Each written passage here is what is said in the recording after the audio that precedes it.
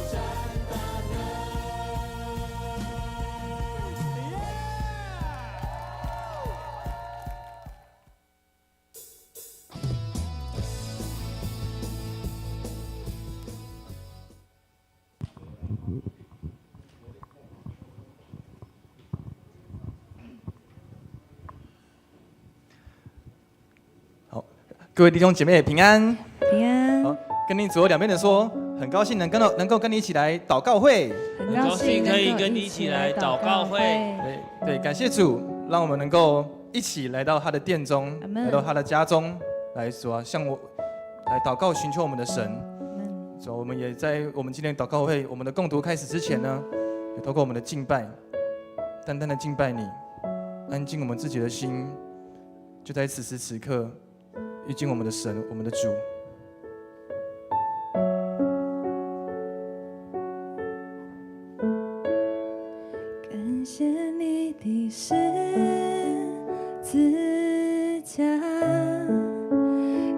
谢你付上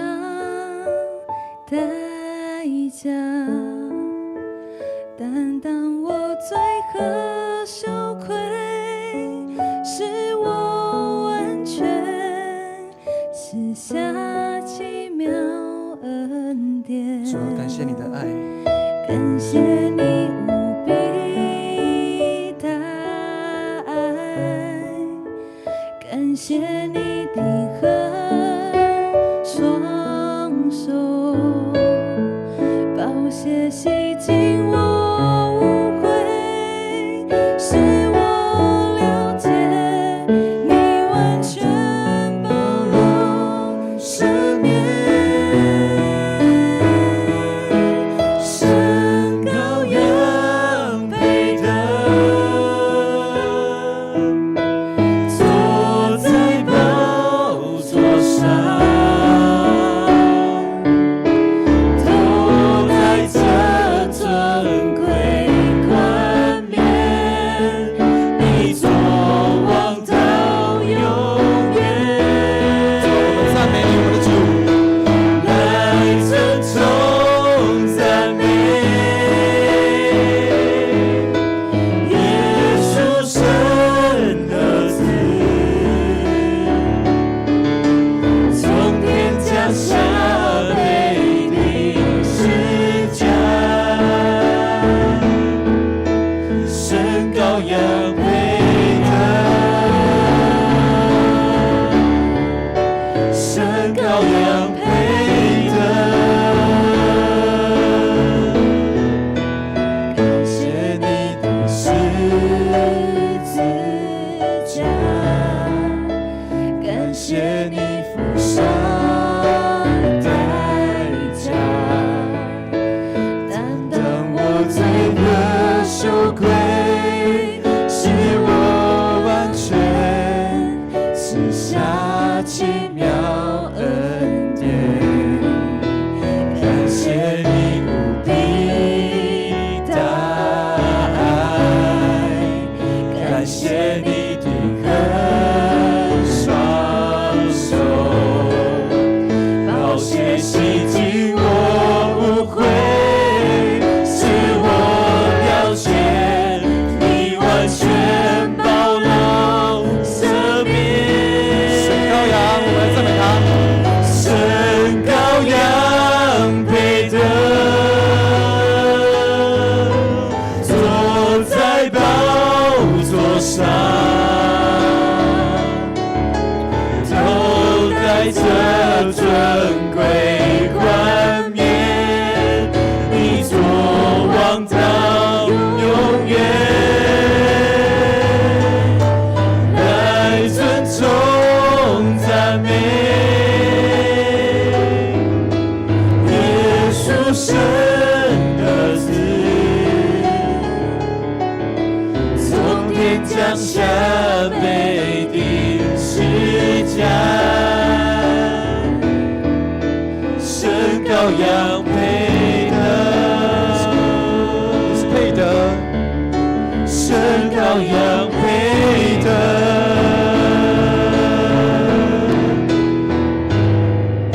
神羔羊配得，坐在宝座上，头戴着尊贵冠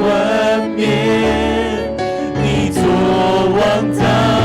永远。来尊崇赞美耶稣神儿子，从天降下被钉十架，神羔羊配得，神羔羊配得。坚定来对神说，神羔羊配得，神羔羊配得，主耶稣，你是神羔羊，你配得我们的赞美。主啊，谢谢你，你用你完全的爱，你用无条件的爱来拯救我们，来赎回我们，使我们能够分别为圣的来到迦南教会你所设立的殿中。主啊，成为你的门徒，你的儿女。主啊，我们要在此时此刻单单的来到你面前，在这场敬拜里与你对齐，恢复主啊，你爱我们儿女的身份，儿女的眼光。再次在这个礼拜，在这个敬拜，在这个读经，在这个祷告里，主啊，看见你的爱，归荣耀给你。主啊，我们在这里的敬拜，我们的祷告是奉靠主耶稣的名求。阿们。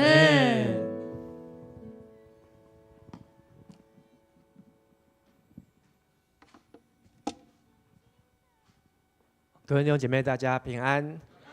我们历代志下的共读，在2天就要把历代志下36章都读完哦。加上历代志上呢，我们这样总共是读了68天啊，好，68天。好，那今天有听到弟兄姐妹分享说，好，他从提摩太前书到现在只有一次没有参加，好，其他每天都有参加。牧师听了也很感动哦。好，那也有很多人说牧师你怎么这么辛苦啊？要这么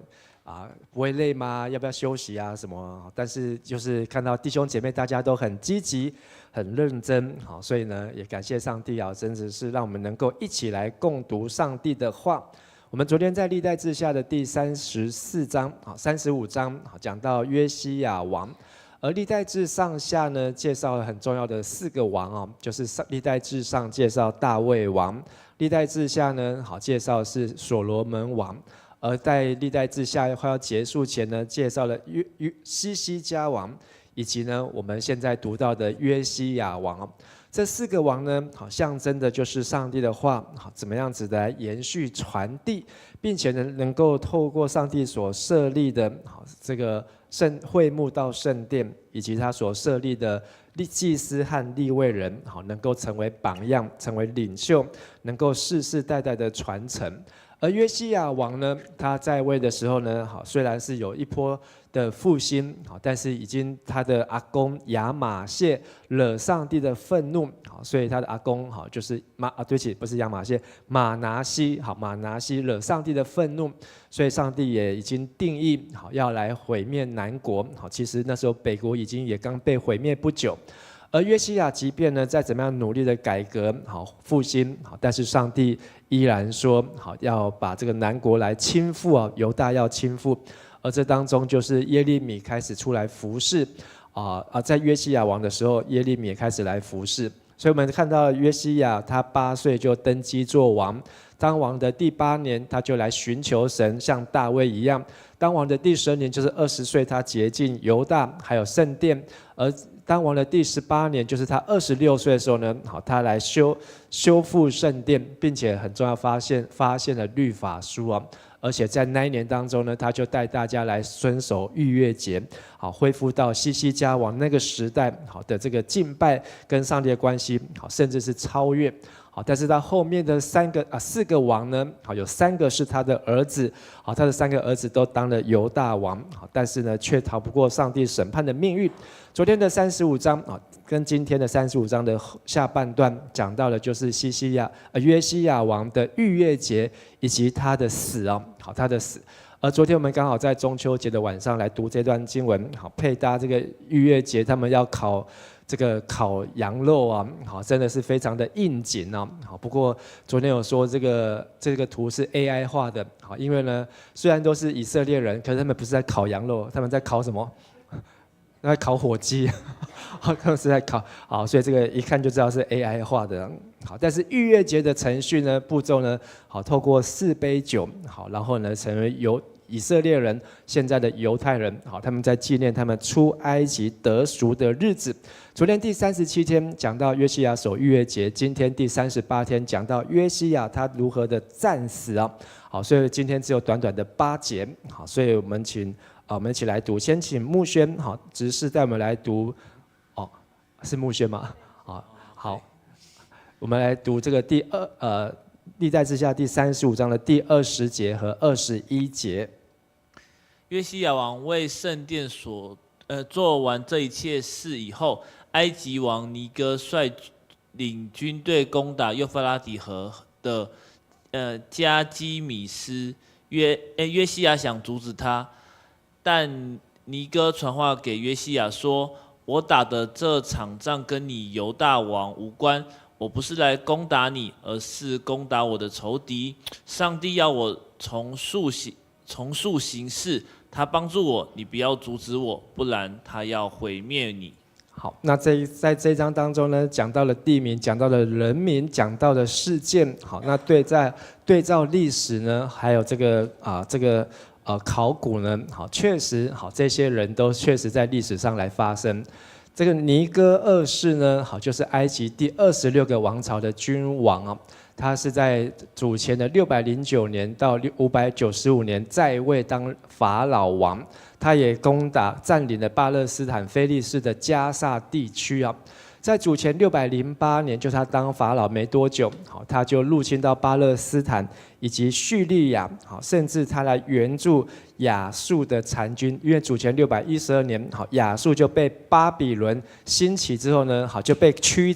赶。好，所以亚述其实是已经名存实亡啊！好，他们已经离开尼尼微，而被驱赶来到了西边的地方。但是埃及法老尼哥二世呢，他去到这个叙利亚当边去帮助亚述，好，甚至呢来联合亚述来抵挡新巴比伦的势力崛起啊！但是就在这一场战役，从主前608到主前609到608呢，好，这个约西亚就是他战死的年代。好，甚至约西亚战死之后呢，埃及法老尼哥好就扶持他的一个小儿子约哈斯起来当犹大王。而又过了3年之后呢，主前605年，好，尼哥继续的来支持亚述，好，剩下残余的人。但是呢，最后呢，这个尼布甲尼撒那时候是王子啊，还不是巴比伦王。好，他就率军好，然后来战败了埃及，也灭掉了灭掉了这个所有的亚述的残余，好，甚至后来没有多久，也把南国耶路撒冷都灭掉了，在主前586年啊，好，所以大概在20年后也灭掉了南国。所以我们看到这个约西亚，好，他被尼哥杀死之后，埃及法老好尼哥二世，好，他就扶植约西亚的好，不是大哥，好，是至少是老二约哈斯王。但是呢，他只有短短的3个月，好，因为呢，在埃及法老的这个战争结束之后，他就被埃及法老带到埃及，掳到埃及去，死于埃及啊。所以后来是由约哈斯，好，他的左手边他的哥哥啊约雅敬，好，起来做王，好，但是呢，约雅敬抵抗巴比伦抵抗不了，好，10多年后，好，他就被这个巴比伦第一批掳走了啊，然后呢，他像驴子一般的被埋葬。好，然后呢，约雅敬又交给他的儿子约雅斤，好，又只有当王3个月啊，好，就被掳到巴比伦。好，约雅斤被掳之后呢，就是约西亚的第3个儿子，好，西底家最小的儿子起来做王。好，但是呢，他做王只有11年，好，说西底家所有的儿子都被杀，双眼被挖，最后被掳到巴比伦。好，而这段记载呢，在我们接下来要读的耶利米书呢，好，就是非常清楚的在描绘从约西亚开始，好，约西亚当王之后呢，一直到后面这3个儿子1个孙子，他们轮流来治理南国犹大，好，所遭遇所发生的悲惨的情境哦。好，所以刚才我们读这段经文20节、21节。这个埃及法老尼哥呢，告诉约西亚王说，他不是来跟约西亚打仗的，好，是上帝要他来，而且从速行事，好，赶快去抵挡巴比伦。而上帝帮助我，所以你不要阻止我，否则他会毁灭你啊，毁灭你。好，但是呢，约西亚好，他显然不听，所以呢，他就发生了跟埃及法老在主前对不起，好，这个主前612年呢，就是亚述帝国首都被巴比伦占领的那一年呢，巴比伦打下了亚述的首都尼尼微啊，而亚述就名存实亡，他们就赶快迁都，从尼尼微逃到哈兰。就610年呢，巴比伦又占领了哈兰，他们又从哈兰好跑去了加基米斯。到了609年，好，所以这个亚述好跟埃及法老有姻亲，所以他们就出兵来帮助啊，好，那就是约西亚被战死的那一年啊，加基米斯的战役啊。好，就是法老要上去到那么北边的地方，好，但是在中间米吉多的地方，约西亚就战死在那里。后来3、4年后呢，好，这个巴比伦的势力无法挡，好，连埃及也挡不了，好，所以巴比伦势力就一路南下，好，然后就来到了埃及的边境，好，所以这就是刚才20节到21节，好，上帝带领法老好要去抵挡巴比伦，好，那在这里讲到亚述。亚述呢，其实就是尼尼微城哦。好，在先知书当中有2卷书，好，都在讲到关于尼尼微。好，有没有人有印象是哪2卷？约拿记，好，约拿书，还有一个呢，好，就是那鸿，好，那鸿书。好，这2卷书呢，差了100多年哦。好，先知约拿那时候去到尼尼微，宣布在40天尼尼微就要毁灭了。好，结果呢，尼尼微城从王，好，所有的这些亚述王到所有的百姓，通通都悔改，所以上帝呢就没有毁灭那城。好，因为不能分辨左右手的小朋友就有多少人，就12万人。好，所以他们又活了100多年。但是这100多年呢，刚好就是我们看到，好，这个从这个西西家，好，西西家再往前推，好，100多年，好，这100多年当中呢，好，亚述呢，好，他们是被上帝保存，可是他们也是不断的在侵略，好，以至于呢，好，上帝还是最后来毁灭。所以100多年后的这个拿鸿书呢，那鸿书呢，好，就是在讲到亚述如何被攻打进去，好，因为他们非常的自吹自擂，他们的城非常的坚固，而且他们有护城河，好，他们有这个在2河流域当中的天然屏障哦，敌人打不进来，好，但是那鸿书的1章第15节，好，上帝就宣告那2人不再从你，好，对犹大人说，不再从你们中间经过，因为那2人就是亚述，他已经好过去完成，是灭绝尽了，好，上帝把他们消灭得干干净净了。所以亚述呢，好，是被上帝在这个世界上除灭，好，除掉的国家。好，所以在圣经当中读旧约的时候，我们可以看到好这些的记载。好，再请牧宣带我们来读22节。可是约西亚坚持非打不可，他不听上帝借着尼哥王说的话，于是改了装，到米吉多平原的战场去。好，那在这里呢，约西亚呢，好。即便埃及法老跟他这样子说，好，还是奉上帝的名，好，说这是上帝要出去打的。可是约西亚非常的坚持。为什么约西亚坚持呢？好，其实约西亚，好，他不愿意法老去帮助亚述，好，因为亚述呢，曾经在西西家的时候就来攻打他们，差点把南国给灭掉，北国也是被亚述灭掉。所以约西亚呢，听到亚述，好，他就非常的生气。好，现在有巴比伦，其实就是这个约西亚的阿纣，好，他那时候有巴比伦好的这个外交使者来，好，所以他还是向着他阿纣一样，希望巴比伦好可以来帮助他们除去亚述。所以如果现在有人要来救亚述呢，约西亚他认为这不应该的，好，所以呢他就去改装，去到米吉多平原哦。米吉多平原呢，好是在北国的地区，好，那它好就是今天的加利利省好的地方，好，在那个地方呢，好，他们有据说巴比伦来了150万大军，好要南下，而埃及法老人也带着大军要北上，就去抵挡。但是呢，约西亚呢，好，他却要阻挡法老好的军队，就在米吉多和这个埃及法老就先打起来。而这个地方呢，好打起来的时候呢，约西亚好他做了一件事情，好，圣经说他不听上帝借着尼哥王所说的话，好，所以先说是约西亚，好，他没有先查问清楚。而且做了第2件事情，改装啊！在圣经当中有哪一个王去打仗的时候有改装呢？亚哈王，好，亚哈王，好，他就是去攻打的时候呢，好，和这个南国约沙法要一起去攻打亚兰的时候呢，改装，好，还变装，因为上帝都已经透过先知在预告了，好，他还不信。结果改了装，好，那个箭呢，好就随便开个箭，好就刚好插进去他的那个铠甲的缝隙当中，亚哈好就被中箭，他还不愿意死在敌人手中，好叫他的仆人来杀死他，用刀杀死他。好，所以呢，约西亚呢，好，他虽然改了装，好，可是呢，好，很可能就像亚哈一样，好，没有听上帝的劝，或是没有分辨清楚上帝的声音。即便他穿着战甲，而且还改了装，好，甚至呢，他还是骑着这个坐在战车马车上面哦，但是呢，他依然被射中啊。好，所以我们再请牧宣带我们读23、24节。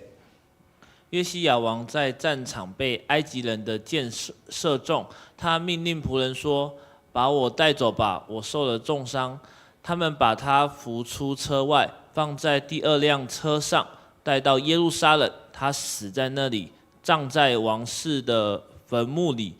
所有犹大和耶路撒冷的居民都为他举哀。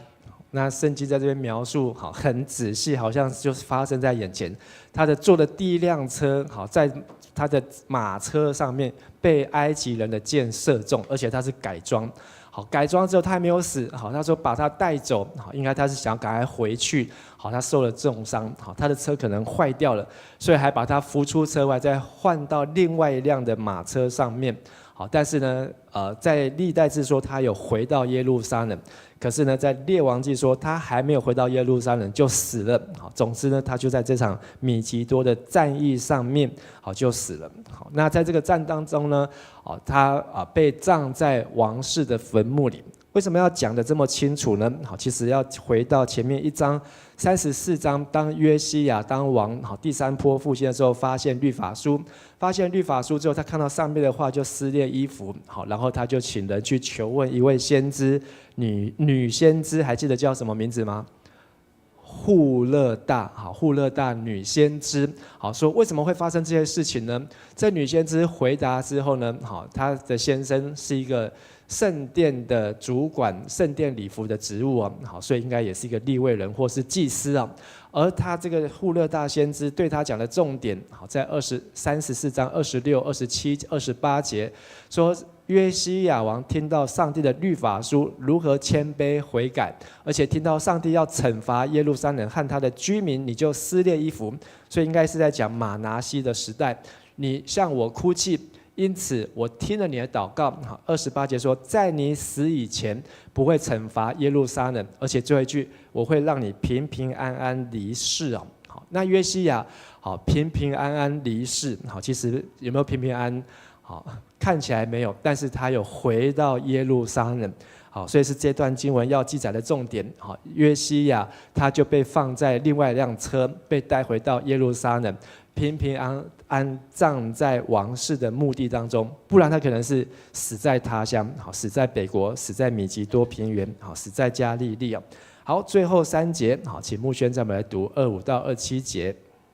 耶利米先知为约西亚王作挽歌，直到今天，所有的男女歌手都唱这一首歌来哀悼他，在这以色列中成了一种风俗。这首歌记在哀歌集内。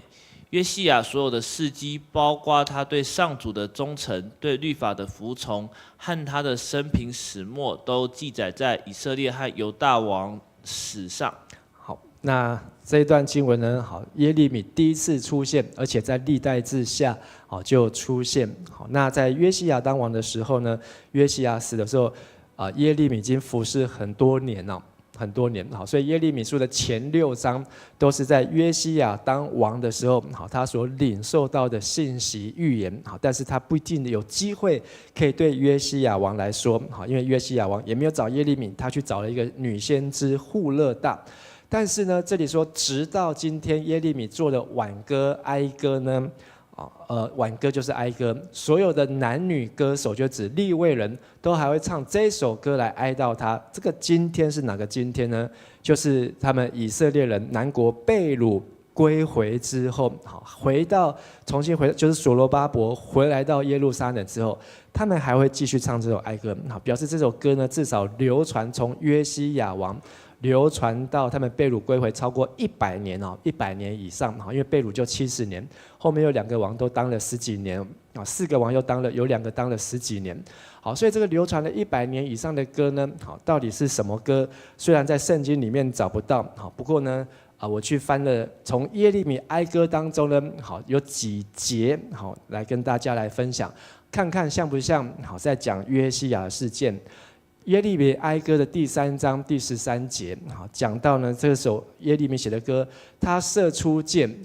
的箭，好刺入我体内，好，当然是讲，好上帝这个箭是从上帝射出来的，好，而约西亚是被埃及的军队的箭所刺到。接着呢，3章27到30节呢，好，这个耶利米的哀歌讲到，我们应该在年轻时学习负軛，好，就是要承担重担责任。遭受痛苦的时候，我们应该要耐心静坐。好，这个有没有像在讲约西亚？好，他如果在遭受痛苦的时候，好，应该要耐住性子、耐住心，好，而不要急着要出去跟埃及法老来打仗。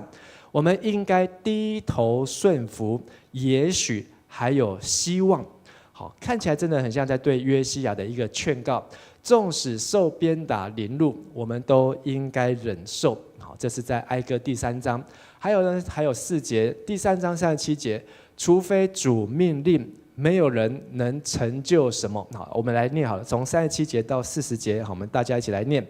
除非主命令，没有人能成就什么，是祸是福，都出于至高者的命令。人因罪而受罚，怎肯埋怨呢？我们该检讨自己的行为，归回上主。虽然这整卷耶利米哀歌都是在写那个南国被灭掉以后，也就是约西亚死之后，大概20几年之后所发生的事情，这10-20年来发生的事情啊。但是呢，特别在第3章，也是耶利米哀歌的最中间那一章呢，是一个关键，就是他们到底发生什么事情。耶利米在这个哀歌当中，做了一个很重要的分析。而分享这几节呢，其实也可以套用在约西亚王他的身上。他如果能够在痛苦的时候耐心静坐，低头顺服上帝的旨意，受鞭打凌辱，继续忍受下来，就能够逃过这样的灾难。虽然他当王也当了31年，但是他死的时候很年轻，只有8岁登基做王31年，就39岁，不到40岁哦。所以呢，如果他能够在低头忍耐，上帝或许能够继续延长这个南国的寿命。好，那约西亚王，他的名字的意思就是耶和华所医治的。那在耶利米哀歌的第2章也讲到，这是上帝的医治啊。而约西亚呢，他一生当中虽然是8岁登基，可是在他12岁、20岁、26岁的时候呢，他带领国家有3次的属灵大复兴。好，特别是26岁那一次发现律法书，好，对他有很大的影响。好，开始来办这个发现律法书，而且他是带领百姓来读上帝的话，是他自己来念给百姓听哦。好，这是很难得的。而且念完之后呢，与神立约。好，在34章的地方，要尽心尽性来跟从耶和华，遵守他的诫命、法度、律例，实行这书上所记这约的话。好，所以他也与神立约。并且呢，透过利未人祭司，他也来尽心准备逾越节，而且第一次举办的时候就非常的成功，得到上帝祝福，一直到他死的时候，每一年都这样办逾越节，所以大概办了有13次，13年之久，也超越了在西西家当王的时期。而约西亚让我们觉得最可惜的，就是他对亚述的怀恨在心呢。好，并且拦阻埃及出兵，好，所以他去误踩上帝的红线，好，误踩上帝的红线，好，所以他的这个意识形态呢，让他分不清楚上帝的声音，好，其实这也在提醒我们，好，有时候我们的意识形态可能会大过上帝的话，好，譬如说，好，现在对我们在台湾来讲，好，谁是我们的敌人？好，就是开着共机啊，开着军机啊，这样环绕啊。但有时候呢，上帝要在别的国家，就像先知约拿一样，上帝要拯救。上帝虽然告诉约拿要毁灭尼尼微，但是约拿知道上帝要拯救尼尼微，所以约拿就故意不去，就跑去西班牙，就跑到海上去，故意往反方向跑掉。但是呢，约拿最后还是被上帝叫去。叫去之后呢，他却随便的船，要走3天，他只走1天。走1天之后呢，全程都悔改，然后他还跑去外面怎样看上帝什么时候要降火来灭掉这些亚述人啊。结果等到太阳都出来了，他快受不了了，好，他就跟上帝生气，上帝就给他一棵蓖麻树，好，让他可以在树下有影子，可以凉快，哇，他就不生气了。可是上帝又让那个派了一只小虫，然后呢，把蓖麻树咬死了，哇，这个约拿整个火气又压起来，好，跟上帝 complain， 好，所以上帝就说，连一棵蓖麻树，好，你都这样的在意。那上帝对这个尼尼微城这么多的人不在意吗？所以我们也要知道，上帝的红线在什么地方，并不是我们眼前所看到的政治的意识形态，或是你我这个对立的这个局面。不论是在国家社会，有时候在教会当中，就算是犯错的人，上帝都愿意怎么样？给他们机会，所以一个行淫的妇人，按照摩西的律法，要用石头来打死。但是耶稣都愿意超越意识形态，给他们有悔改的机会。但是呢，约西亚的意识形态很显然的，超越他去聆听、去顺服上帝的话，以至于呢，葬送自己的生命了。好，但是呢，约西亚王呢，好，在他出生前300年，好，还没有出生以前，好，就已经来宣告，好，有一个约西亚，好，250多年后他要诞生，而且他出生之后呢，他要拆毁所有耶罗波安的祭坛，好，所以这件事情果然在约西亚第2次12岁的时候呢，好，他就完成这样的事情了，20岁的时候，在他20岁的时候，他就完成这样的事情，应验了上帝的话。甚至呢，也因为约西亚发现律法书，求问先知，上帝也说他会延后毁灭耶路撒冷。所以从这几章，我们读了4章关于约西亚王的介绍，好，让我们可以看见上帝做事情的法则，好，而不要只有单一，或是只有用人，或是用只有这个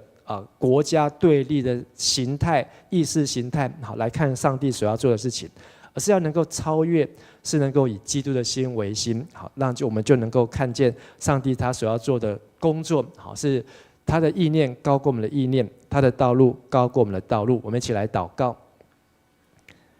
慈爱的父神，我们向主献上感谢，从约西亚王他年轻的一生当中，留下许多美好的典范。甚至是神所兴起、神所拣选、神你所重用的器皿。而在约西亚他人生的结束，我们也看见他如何因为爱国心，因为爱民族的心，因为爱弟兄的心，去拦阻法老、埃及的军队，但也葬送自己的生命，同时也让他的3个孩子或是更多的孩子子女受到更大的威胁。主啊，你告诉我们说，我们要灵巧像蛇，也要温驯像鸽子。有时候，当我们面对两难，或是面对道德是非、公义善恶对错的时候，求你让我们有智慧，能够先寻求你的心意，明白什么查验神你善良、纯全、可喜悦的旨意，好叫我们能够在这困难或是艰险的时代当中，我们能够紧紧地抓住你，而不要踩到上帝的红线。求主帮助我们，我们这样祷告祈求，奉主耶稣的名，阿们。让我们一起用这首诗歌，主你永远与我们同在，一起来思想上帝对我们所说的话。这是我们的祷告，这是我们的敬拜。为难领导我心靠你，甚至你必领我度过，你心是为我坚持到最后。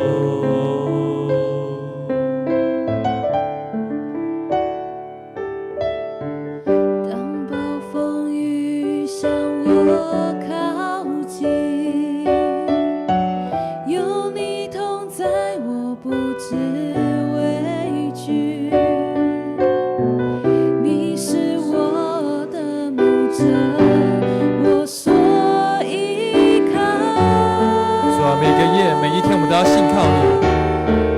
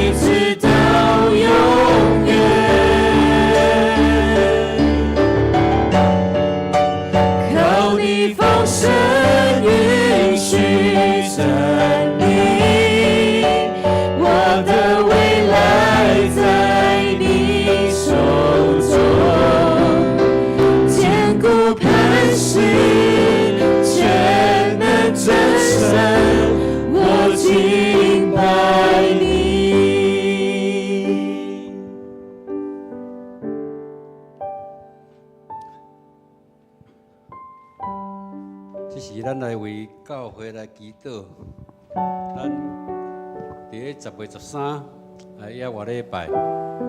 上帝，互咱天气甲行程安排拢会当合宜，互咱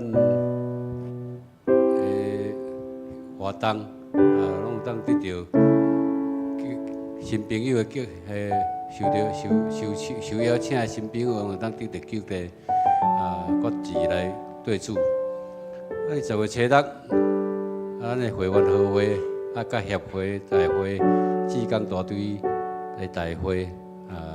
咱来为这来代祷，互这3场的选举拢会当选出合主心意的同工，来分担各项的服侍，和雇主的名。第3，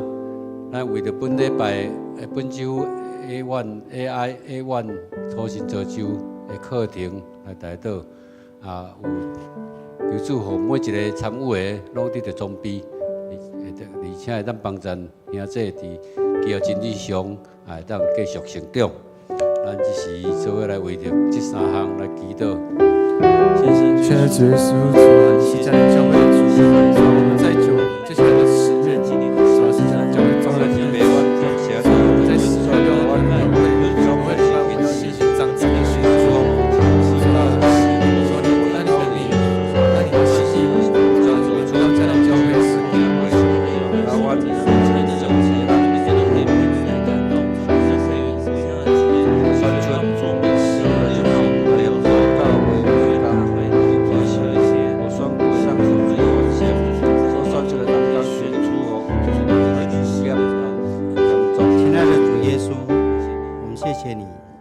今年度是您为迦南教会设教59周年，我们也特别在10月13号的时候举行户外礼拜。主，我们求你在当天的天气以及各项行程的安排上，我们向你来祈求，求主使我们有同心的行动，且让受邀的新朋友能够得到激励，并决志来跟随主。第2，我们在10月6号的时候，我们有举行会员的合会，以及协会的大会和志工队的大会。我们将这3件事情献在您的面前，也让3场的选举都能够选出合主心意的同工，来分担各样的服事，并高举主的名。第3，我们要继续为我们现在所举办的 A1 的初信造就课程来向您恳求、祈求，求主使每一位参与的人都能够得到装备，并能帮助其他的兄姐在基要真理上持续的成长。我们献上我们的感谢，祷告奉主耶稣基督的名，阿们。所以咱来为着咱的肢体来代祷，咱伫心灵牧区吴家云姊妹9月初5受主恩召，伫拜5这个拜5、9月20下晡3点伫桃园殡仪馆要举行日念火化，下礼拜拜6下早9点要举行安放礼拜，求主保守，或者一切拢会当顺序来进行。第2就是英主祭吼，是很正常了了，因为感冒发烧拢袂退，有肺炎的肺炎，有细菌的感染，即马咧隔离吼，目前已经渐渐开复原啦。求主用来求主保守，互因早日会当恢复健康，心灵都得到坚固。过来就是春美节还大院。有迄个血腺癌第4期吼，还先前咧做调整迄个标靶药物，希望迄个副作用会当减轻吼，减到上轻，佮有好的效果。求主甲伊同在，除非这会当靠主的圣得到医治，早日恢复健康。有崔顺香吼，也是骨神经佫行起来吼，咧髋关节有剧烈疼痛。可能需要开刀，倒手倒目若有老化，啊，搁有迄个目遮门倒插吼，啊，求需要开刀，这拢是求咱全能的主吼来甲医治，来甲保守，互伊伫治疗当中吼，拢会当顺遂，啊，早日恢复健康。咱为着即个成林牧区遮个兄弟的病痛，咱为因祈祷，啊，互因一当早日恢复健康，咱就来祈祷。亲爱的神属，我要为在人牧区的弟兄姐妹来祷告。主啊，求你的弟兄姐妹要到虽然需要安慰，是他们的绝属，都照他们，我们相信他们的伤痛，让他们现在去照顾也困难，让他们现在所有的地阮拢是你所敬所的囝儿，是你敬所的子民。当我的兄弟伫艰苦的病痛的时，阮借着祈祷来向你恳求。求你应允阮众人伫遮的祈祷，特别是阮这时，阮的县政长老娘英主姐有肺炎，还有伫台病院咧接受治疗，求你保守医治，互伊紧紧复原。阮的春美姐的肺炎，目前医生正调整用药，希望会当互副作用减到上轻，佮有好的结果。求主你保守，叫着你的医治，互伊早日会当恢复健康。佮有崔顺香，伊坐过神经，还有髋关节以及做倒蕊目睭的老化，佮有目遮门、目睭门的倒插，需要开刀，这拢求你，互伊得到你的医治，伫开刀当中，拢会当一切顺遂，拢会得平安。吴家文姊妹伫9月初5受理稳调。伫拜五，即个拜5、9月20，下晡3点，要伫殡仪馆举行日念火化的礼拜。拜6下午9点，举行安放的礼拜。求你保守看顾，或者一切拢顺遂平安。阮安尼祈祷，拢是靠主耶稣基督圣名。阿所接咱来为青年牧区以及儿童牧区来代祷吼，青年牧区。伫第4季拜6礼拜服侍当工的安排吼，求主兴起搁较侪青年牧区的当工的青年吼来服侍，搁有10月11退休会筹备报名协调，拢有主的智慧甲带领，使我规划当工有好的准备，儿童牧区求主帮助迄老师。做了老师的备课甲服侍当中，会当领受上主话语带来的开力，有基督的话会当丰丰富富带伫囡仔的心内，以及到9月29的服饰活动，求主帮助有担任服饰站的老师，伫设计活动、设计准备活动的时，有主的圣灵甲因搭参合之地。当工的服侍，拢会当好相配合，得到主来开力。咱只是为着青年牧区、儿童牧区来代祷。向来提备，阮只是特别为着儿童牧区、求你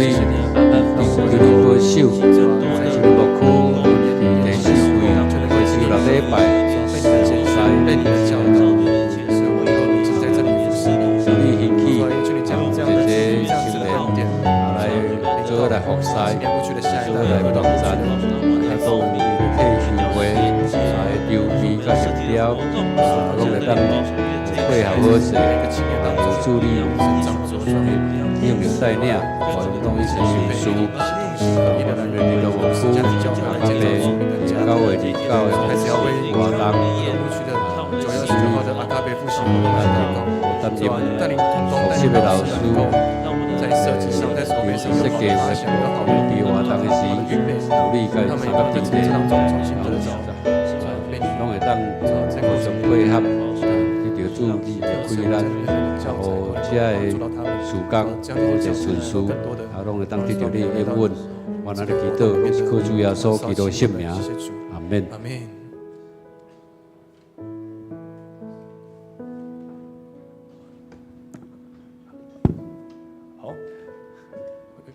快跟我！好，那我们会怕婆来唱这首歌。天又来点不一样的哦，我们今天要唱不一曲哦，有那个起印，对，所以呢，我们带着信心来唱。我能胜过这世界，因有耶稣在我心。黑暗最是已破碎，因为属基督宝血。大家起立，我们一起来唱。我主耶稣来帮助，还有谁能抵挡我？我心相信，我必能得胜。我能胜过这世界，因有耶稣在我心。黑暗却是已破碎，因为属基督宝血。如果我主耶稣来帮助，还有谁能抵挡我？我心相信，我必能得胜。哈利路亚！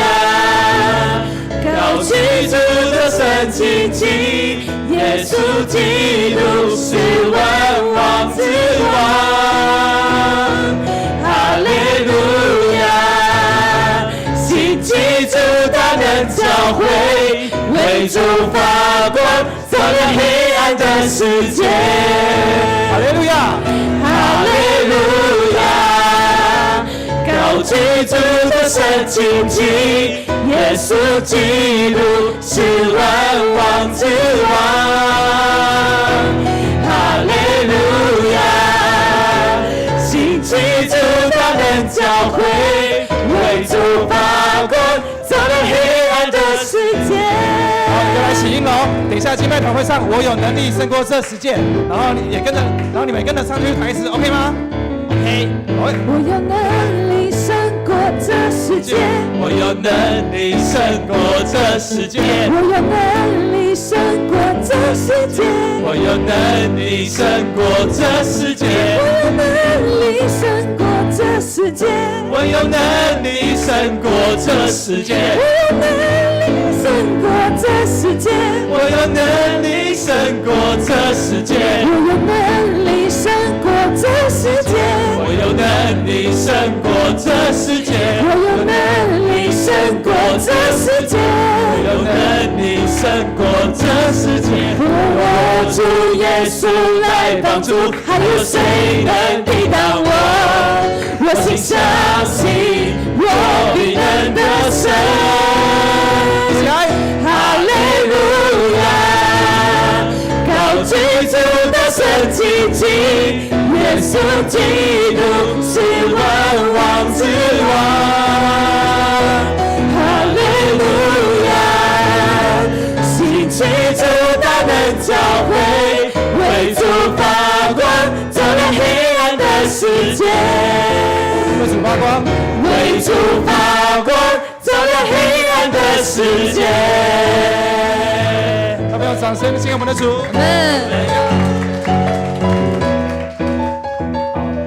感谢我们这些年轻人哈，这4位有3位是执事啊，有1位是执事提名哈，好，所以江南教会有盼望，阿们。让这位来祈祷。亲爱的天父上帝，我们感谢你，让我们能够在祷告会当中一起来经历上帝的话，也经历上帝的同在。再次提醒我们，让我们能够学习等候，让我们能够学习倾听、聆听圣灵的声音，凡事要查验神善良、纯全和可喜悦的旨意。让我们不要阻挡上帝所要做的工作，并且让我们能够耐心等候你。愿上帝你赐福，并且祝福在我们的路，在我们的生活当中，在我们的心思意念当中，都能够贴近合神的心意。也求上帝继续祝福在病痛当中、住院当中，或是在软弱当中的肢体弟兄和姐妹，保守他们的灵与魂与身子都能够蒙主的看顾和保守。也祝福每一位众人弟兄姐妹都能够得到里面的复苏和更新。再次透过历代志上下，让我们能够明白上帝永远的计划。你与过去所立的约，今天所立的约是永远的约，是永不改变的应许。愿主耶稣基督的恩惠、天父上帝的慈爱、圣灵的帮助与感动，常与众人同在，从今时直到永永远远。阿门。让帕普阿中英哥不要兄弟，哈利路亚。让火熊清安，好，必出来问候，好，愿神祝福大家，好，也请大家也让帮忙好来收拾场地，谢谢。